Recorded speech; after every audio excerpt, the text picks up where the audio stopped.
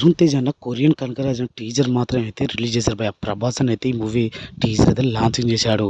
ఇంకా టీజర్లో మాత్రం అయితే స్టార్టింగ్లో మాత్రం అయితే మన వరుణ్ తేజ్ అన్న వాయిస్తో టీజర్ స్టార్ట్ అవుతుంది.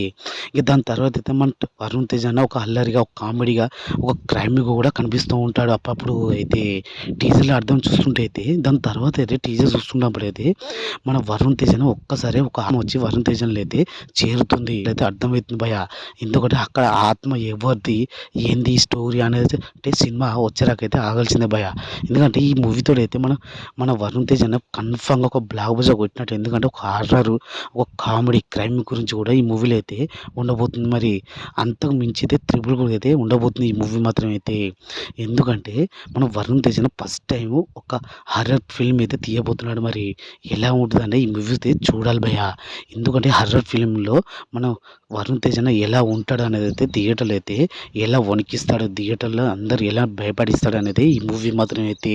ఒక ఆత్మ ఎందుకు వచ్చింది, ఎందుకు ఆ ఆత్మ మన వరుణ్ తేజ్ అన్న మీద ఎందుకు ఉన్నది అనేది ఒక స్టోరీ. మరి వరుణ్ తేజ్కి ఈసారి అయినా ఒక మంచి బ్లాక్ బస్టర్ అయితే పడుతుందా లేదా అనేది సినిమా వచ్చేలాగైతే ఆగాల్సిందే భయ్య. టీజర్ అయితే ఒక మహా అద్భుతం అనుకోవాలి, అదిరిపోయింది టీజర్ మాత్రం అయితే.